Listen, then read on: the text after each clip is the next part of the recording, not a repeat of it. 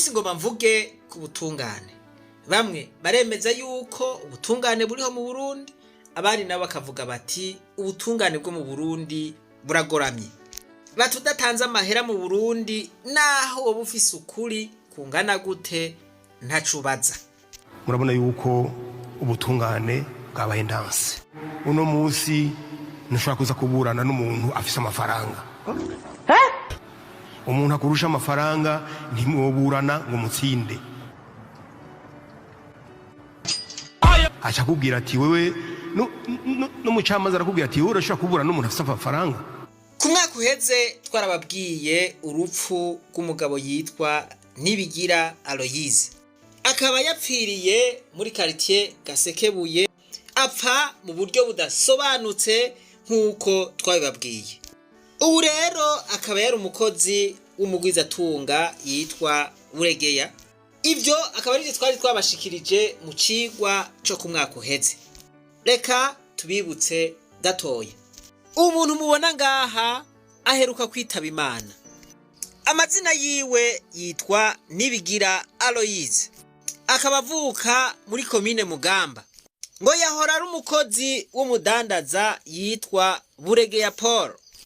Wakaba yamudandariza iduka y'amatelefone. Ngo kandi akaba yaramaze imyaka myinshi amukorera.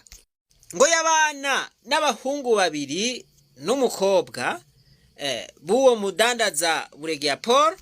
Ngo aho hantu haba kandi n'umuhungu wabo w'umugore wa Buregeya Paul. Ngo hakaba n'umuzamu. Ngo bahora baba mu Gasekebuye ahantu hari chantier y'uwo mudandaza Paul. Umuntu rero uko yishwe vyatangaje abantu benshi. Reka rero mwumvirizanye ubwitonzi tubabwire ingene urupfu rwiwe rwoba rwaragenze.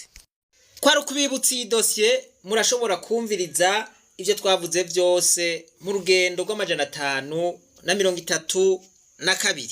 Mu majambo make uyu muhisi umuryango wiwe uvuga yuko yanitswe. Eka mbere no mu bipimo vyagizwe n'imigwi ibiri y'abaganga. Ubwa mbere hariho expertise medicale yakozwe n'umuganga wo kuri hôpital militaire isabwe n'umuryango wa Aloyize. Uwo muganga amaze kuraba ikiziga yasanze ikiziga carakomerekejwe bikomeye, gifise choc violent mu mutwe. Akoresheje ubuhinga bwiwe asanga ico kiziga gifise ibimenyetso vy'ukunigwa. Ivyo yanditse ni vyinshi, ngibi vyandikishijwe n'ikaramu isanzwe. Bari kubereka ayo mafoto ariko kumvo z'umutekano w'urubuga ntitwashoboye kuyabereka. Ukeneye kuyabona arashobora kuyaraba mu rugendo rw'532. Mu nyuma niho haba iyindi expertise medicale igizwe n'abaganga batatu.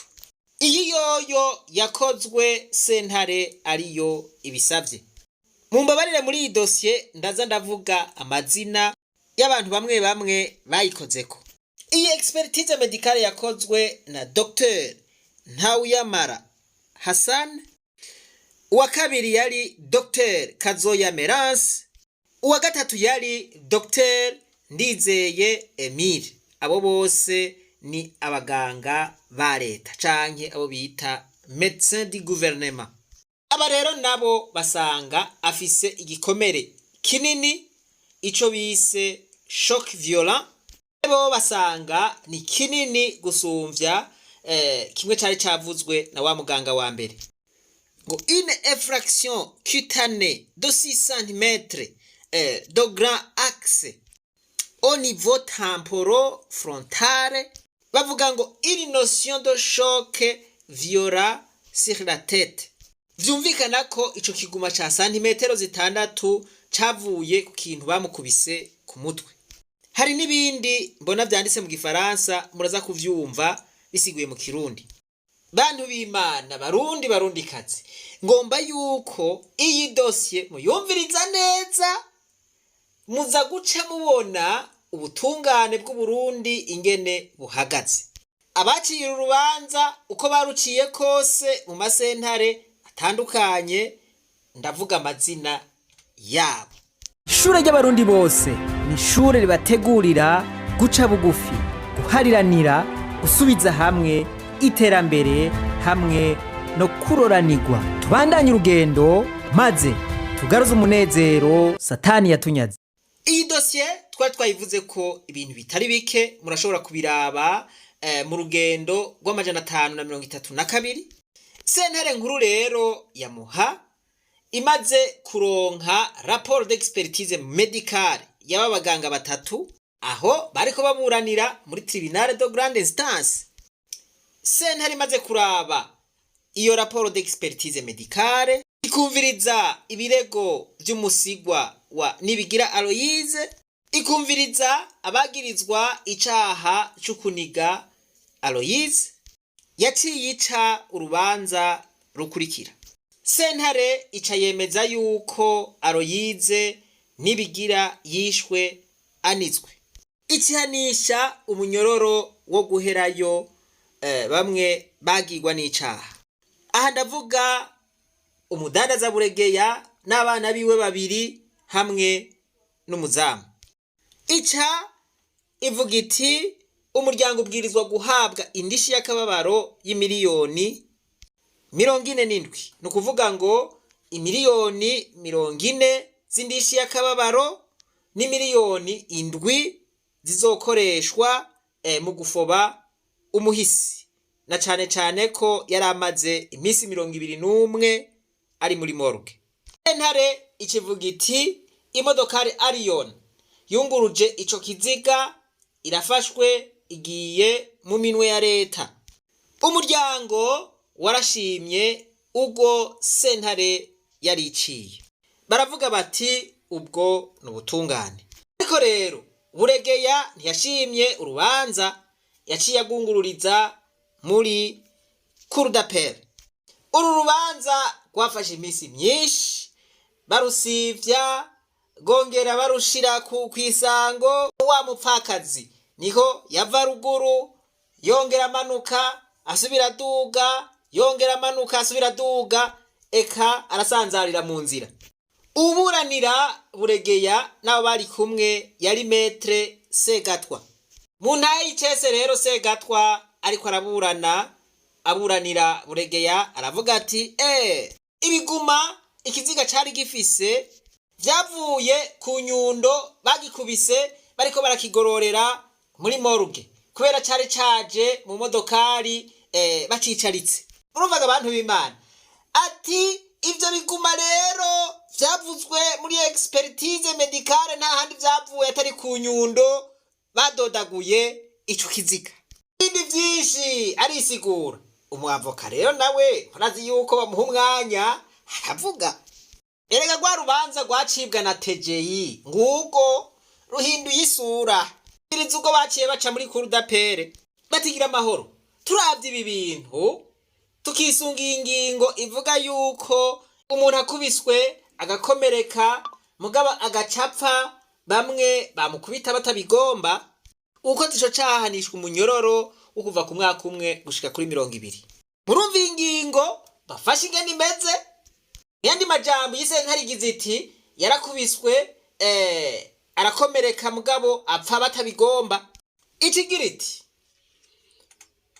Buregeya azohanishwa umunyororo w'umwaka umwe, arihe n'amande 100,000, nabiwe nabo na wa muzamu bacibwa imyaka 5. Ati imodokari yari yafashwe ishigwa mu minwe ya leta izosubizwa Buregeya. Bati umupfakazi azoronswa miliyoni 7 gusa yakoresheje mu gufoba umuhisi, ayandi nayo arayahebujweko. Nuko baradoza intahe bati ubwo n'ubutungane. Voilà. Aha rero Buregeya wewe umwaka yaza bumaze mu gasho, murumva yuko ikiringo c'umunyororo yaza yakimaze. Umuryango w'umuhisi ugwa mu gahundwe wumvise ugo rubanza. Bati ibi bintu nukunyene bimeze, ubu nibwo butungane. Reka mwumvirize umusigwa umuhisi Nibigira Aloyse, yitwa Mbabazi z'Imana Marie Chantal. Mu nyuma ndababwira amazina y'abo bacamanza bose baciye uru rubanza. Umushingantahe wanje Nibigira Aloyse ahagandaguriwe mu nzu ya Paul Buregeya mu Gasekebuye ku ntekerezo rya 10 z'ukwezi kwa kabiri 2023. Idosiye yavuye iva kwa OPG ku Musaga ija muri sentare nkuru y'igihugu ya Muha yoteje yimuha. Abagira ico caha nabo akaba ari Buregeya Paul, Niyongabo David, Dusenge Esther na Ndahimbaza Nestor. Harabaye kujuragizwa abicanyi banarikugwa bava mu munyororo bamara ukwezi bidegemvya barikuwe na procureur wa Muha Bucumi ya Rubera, aho nyanzingingo ya sentare yavuga ko bazoburana urubanza rw'ivyaha bagirizwa batidegemvya. Ndatabaza inzego ko zikurikirana, ndatinda ndatururira no kuri nyakubahwa umushikiranganji w'ubutungane, baraheza barumva amaborogo yanje babona gusubizwa mu munyororo. Chambre de conseil zarabaye, baravye uburemere bw'ivyaha bagizwa bagumizwa mu munyororo. Niyo ntahe y'icese ya Cisasa kw'igenekerezo rya 28 z'ukwicenda 2023 muri sentare nkuru y'igihugu ya Muha ku nimero RPC 270. Rero hirya no hino ishingiza ingingo zikurikira: abicanyi Buregeya Paul, Ndahimbaza Nestor, Niyongabo David, Dusenge Esther bagiriwe n'icaha co kugandagura Nibigira Aloyse babiteguye, none hanishije umunyororo w'impaga w'ubuzima bwabo bwose. Imodoka yari ifise plaque G8383A ija mu minwe ya leta kuko yakoresheje mu bwicanyi. Bacava ko ndoswa umuryango uronse miliyoni zababa 47 z'indishi y'akababaro, no kuvuga harimwo imiliyoni 40 z'indishi y'akababaro n'imiliyoni zababa ndwi zakoresheje mu gufoba umuhisi yari amaze iminsi 21 muri morgue. Niho rero bagize ubwicanyi baca bunguruzwa muri Cour d'appel ya Muha, bunguza urubanza muri Cour d'appel ku nimero RPC ya 122. Urwo rubanza rugeze muri Cour d'appel rwasivye inshuro nyinshi, rwashizwe kw'igenekerezo rya 11 z'ukwa 12 2023 rurasiba, ruja kuri 29 z'ukwa 12 2023 naho rurasiba, bungurizwa kuri 30 z'ukwezi kwa mbere 2024 naho rurasiba, bacongera barushira kuri 6 z'ukwezi kwa gatatu 2024. Aho rero haca haba ibintu vy'akamaramaza vyakozwe na sentare ya Cour d'appel. Ingingo bafashe zabaye akamaramaza ku muryango, nukuri twarababaye, twaramaramaye, turatuntura imitima, nukuri izo ngingo ntizabaye ingingo tuvuga ko bwari ubutungane. Izo ngingo rero zabaye izihe? Ubwa mbere hoho sentare ya Cour d'appel yahinduye kamere k'icaha cyo kwica umuntu mu caha cyo gukubita no gukomeretsa umuntu agapfa. Ubwa kabiri bacavuga ko Ndahimbaza Nestor, Niyongabo David na Dusenge Esther batagiriwe n'icaha cyo kugandagura, ahubwo bagiriwe n'icaha cyo gukubita no gukomeretsa Nibigira Aloyse agapfa, none baneshejwe umwe wese umunyororo w'impaga w'imyaka 5. Bacavuga ko Paul Buregeya nawe yeze ku caha cyo gukubita no gukomeretsa Nibigira Aloyse agapfa, ahubwo yagiriwe n'icaha cyo kuzimanganya ivyemezo, ahanishije umunyororo w'umwaka umwe. Hama rero baca bavuga ko Buregeya Paul, Ndahimbaza Nestor na Niyongabo David na Dusenge Esther bategetswe gutanga amahera nakoresheje mu gufoba umuhisi yonyene arizo miliyoni 6,396 n'amajana 8 yonyene. Bacavuga ko indishi y'akababaro ngo ndayihebujweko, umuryango uhebujwe ku ndishi y'akababaro ko bazoronswa gusa amafaranga bakoresheje mu gufoba umuhisi. Hamacavuga ko imodoka yari yegukiye leta ko yakoresheje mu bwicanyi isubizwa Paul Buregeya. Twebwe umuryango rero twabonye ko ivyo ari akamaramaza, ku bwacu vyabaye agahomera bunwe, kuko bwa mbere hoho turavye ivyerekeye ico cambere bavuze ngo bahinduye kamere k'icaha cyo kwica mu caha cyo gukubita ugakomeretsa umuntu agapfa. Igituma mvuga ko ari akamaramaza nuko sentare nayishikije ivyemezo bigaragaza ubwo bwicanyi, bikaba ivyo ifatirako ngo nico caha, binengagije ibiri muri raporo ya contre expertise yakozwe n'abaganga 3 babimugoreye, ikabivuga iti mu nkundi ndayivuge mu kinofunofu. Que l'examen physique de la tête aux pieds de Nibigaro Yise retrouve, premier, une effraction cutanée de 6 cm de grand axe au niveau temporofrontal gauche, évoquant une notion de choc violent sur la tête. Bisigura iki mu Kirundi? Ko bamusanze k'umugaga wa 6 cm hagati y'amagufa yo mu mutwe abiri, temporale na frontale. Ico ni ikimenyetso ntahinyuzwa ko mu kumwica bamumenye umutwe. Ubwa kabiri, deux petites ecchymoses de part et d'autre de 2/3 supérieurs de la gorge, signe de contusion à ce niveau. Ni ukuvuga ahantu habiri hirya no hino mu muhogo, hirya no hino y'akamirampeke bashinze intoke zibiri rukumuna nkombabukoko mu kumunigura. Ico kikaba ikimenyetso kidahinyuzwa c'uko yaniguwe. Hariho ubwa gatatu enfoncement de l'os zygomatique, igufa ryo kwitama baridoze riritera imbere. Tutibagiye ibikomere bigaragara ku mubiri wiwe, mu mutwe, mu izosi, ku maboko, ku kuguru n'ahandi. Ivyo ni ivyemezo nyakuri ko yishwe bunyamaswa, ariko sivyo vyoca biba icaha. Igiteye agahinda yo nuko ivyo bikomere vyerekanywe mu kugaragaza ubwo bwicanyi. Sentare ya Cour d'appel ya Muha yavuze ngo si ubwicanyi, ngo ahubwo no gukubita no gukomeretsa hanyuma umuntu agapfa. Rero turavye muri dictionnaire médicale ico bita contusion sigura iki mu majambo atomoye? C'est une lésion plus ou moins profonde produite par pression brutale. C'est un choc sans déchirure de la peau, ou bien meurtrissure produite par un choc sans déchirure de la peau. Hariho rero ubwa kabiri ingingo yafatiwe Dusenge Estera, Niyongabo David na Ndayihimbaza Nestor, yuko bagira gusa gukubita no gukomeretsa umuntu agapfa.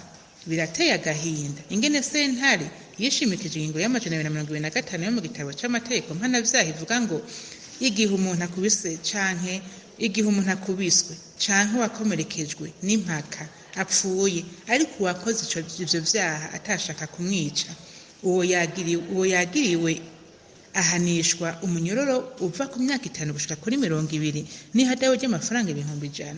Kuri Ndayihimbaza Nestor, Dusenge Esther, Niyongabo David ngabo bagiriye icaha co gukubita agapfa ngo ntibashaka kumwica.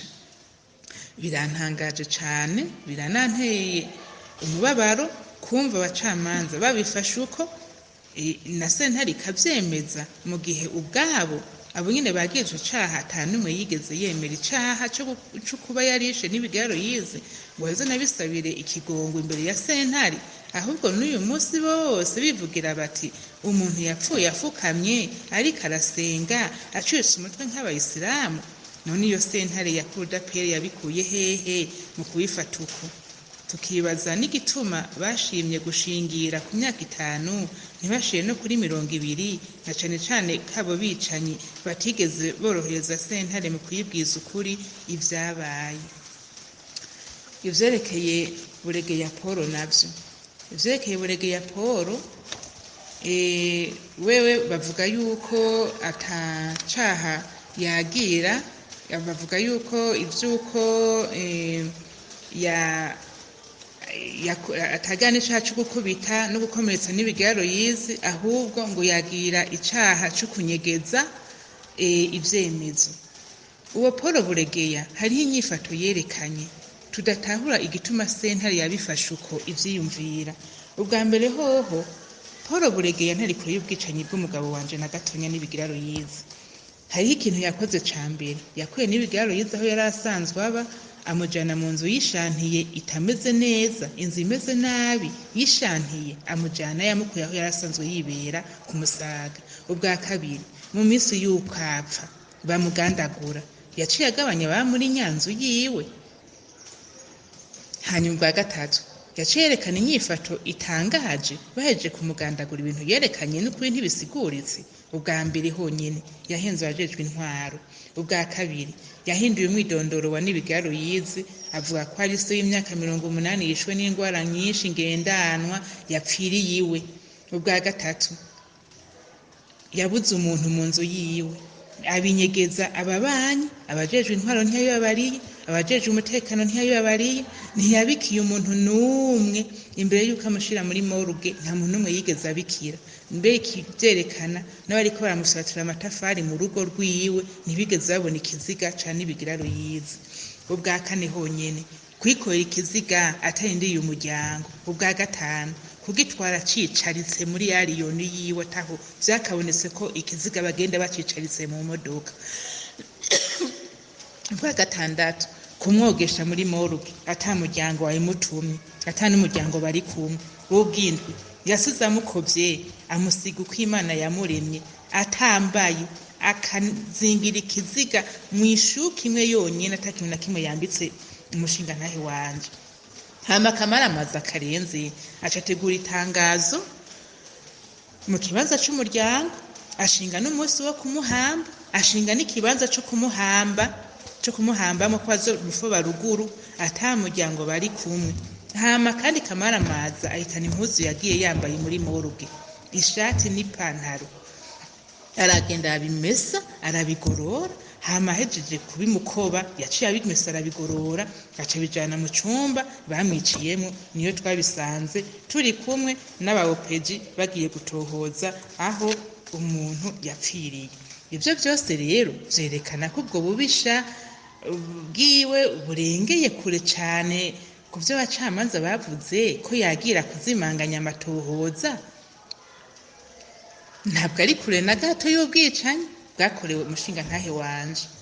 Kiretse abantu babiri bo mu muryango bumvise inkuru y'uko umuhisi yapfuye, babimenye isaha 8:27 nahone nibo batelefonye Paul Buregeya bumva ngo amugeranye muri moruge, baca birukanga bamufatana ikiziga ariko aracogesha wenyene. Bakimufatanye muri moruge ariko aracogesha, nta muntu n'umwe bari kumwe w'umuryango, bari bonyene.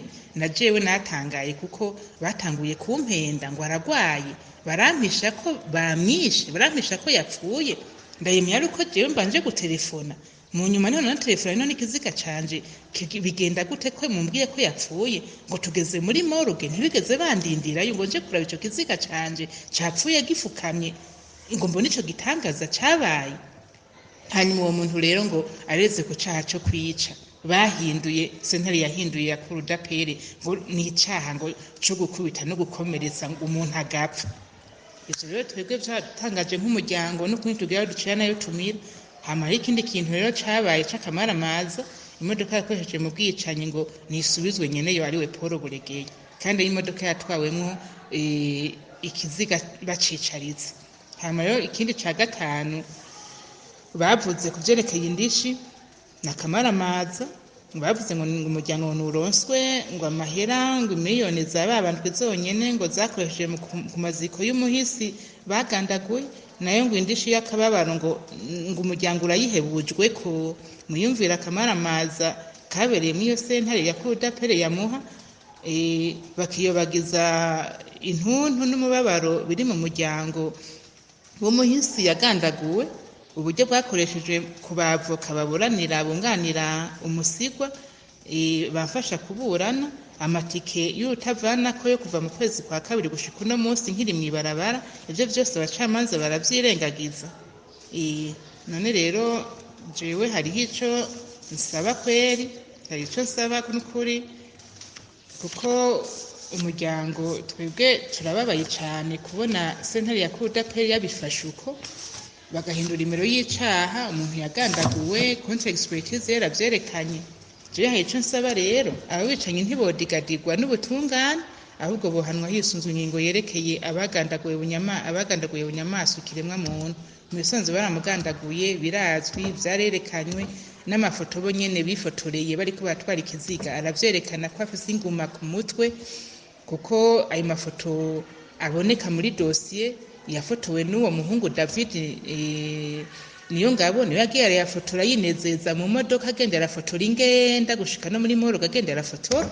None rero ndasaba ko boha umuryango waguye mu kajembegete ikubera igandagurwa rya Serugo indishi y'akaro y'ukuri atari yo guhuma amaso. No kuvugizwe n'ibintu bitatu: amahera akoresheje mu gufoba iwacu, amahera ahabwa abashingwa manza banyunganira, uburyo nkoresha mu kugenda ngaruka nja kuburana, na cane cane ko aho urubanza rwadindijwe kumara umwaka ndi mwibarabara hononekaye ibintu vyinshi, nkoresha uburyo bwinshi mu kwiyunguruza. n'indishyi y'akababaro nyezina yo gukanda umuryango wiciwe serugo nk'umusigwa w'umuhisi nibigira Aloyize aserukira umuryango wabuze. Turababaye umuryango kugira umuntu yicwe itariki 10 z'ukwezi kwa kabiri gushika uno munsi nirirwa mwibarabara kubwo urubanza rwagiye ruradindizwa rurangwamo utunenge twinshi bikanga ko ntunganirizwa ngo ntahendera abana. Mu mwaka wose ndi mwibarabara na kamaramaza igandagurwa ryarabaye ku buryo bugaragara n'abamugandaguye baramenyekanye. Ndasaba ubutungane buntunganirize budahengamye. Gateye akamu nyakubahwa umushikiranganje w'ubutungane gushika no kuri nyene icubahiro Sebarundi umukuru w'igihugu cacu c'u Burundi bantabare ndi mu marira n'umubabaro maranye umwaka mwibarabara intimba n'amaborogo nukuri nibashikire ntunganirizwe. Aha nta n'ikindi kintu nosubizayo, ariko muntu ucuranguza abapfakazi n'imfuvyi uragowe. Umuntu agire kubura wiwe afise umubabaro utagira ingene ungana, umucuranguze usubira umucuranguze. Ibi bintu Imana iravyanga. Wopfa ubigira ku bandi bantu mugabo ntubigire ku bapfakazi n'imfuvyi. Nuko rero abari bashashe muri sentare nkuru ya Muha mu rubanza rwa mbere bari umukuru w'intahe n'uwitwa Bagaza Celestin, abacamanza nabo n'uwitwa Nsengiyumva Vincent n'uwitwa Nduwimana Apollinaire, bafashijwe n'umushikirizamanza Cimpaye Domitien hamwe n'umwanditsi yitwa Muco w'Imana Aline. Abari bashashe muri sentare isubiramwo canke kurudapere nabo naba bakurikira: umukuru w'intahe ni Karikurubu Vincent, abacamanza nabo ni Mbonerane Blaise, uwa kabiri ni Nkeshimana Esperance, uwundi ni Banyimishako Vumiriya, iri zina ryoryo rirakomeye. Uwundi ni Ndayirorere Ameri, unibaza yuko ari umwanditsi. Aba banyuma mvuze mwumvise yuko ari bamwe bo muri kurudapere nibo baciye urubanza ubwa nyuma. Reka rero mu gusozera subire ndabibutse ka kantu. Murabona yuko ubutungane bwabaye ndanse. Uno munsi ntushobora kuza kuburana n'umuntu afise amafaranga. Umuntu akurusha amafaranga ntimwoburana ngo mutsinde. Acha kubwira ati wewe no mucamaza arakubwira ati wewe urashobora kuburana n'umuntu afise amafaranga. Mwebwe nk'abashinga ntahe mwisunze urubanza rwa mbere rwari rwaciwe na sentare nkuru ya Muha, mukaba mwumvise n'urubanza rwaciwe na sentare isubiramwo, mwiyumvira ko uru rubanza rwoba rugororotse, rwoba rwaciwe neza? Nimba rugoramye muri iyi migwi ibiri y'abacamanza ndabasomeye amazina, mwibaza yuko rwoba rwagoramiye ku mugwi uwahe? Ku mugwi wa mbere warutanguye canke ku mugwi wa kabiri warusubiyemwo? Mwibaza yuko komantere zanyu zizofasha nabo uyu mupfakazi yatatse ko bomufasha.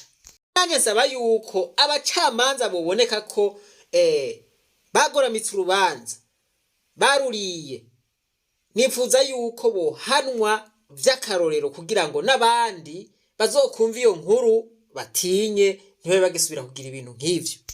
Kuko mu gihe ubutungane bw'Uburundi budatumbereye, mu gihe bugoramye, tuzokwamira mu ndyane, tuzokwamira mu mubabaro. Ndasavye ngo umurundi wese yumvirize uru rubanza hanyuma ashikirize iciyumviro ciwe. Imana nibahezagire mwese. Eka twibandanirize rwa rugendo rwacu maze tugaruze umunezero Satani yatunyaze. Umuntu atarashika mu ishuri ry'abarundi bose turamuhaye kaze. Nimwibagire kandi ko ku itariki 20 z'ukwezi kwa gatanu ariho tuzokwerekana ya formule y'ukuntu twogaruza umunezero Satani yatunyaze nk'abarundi.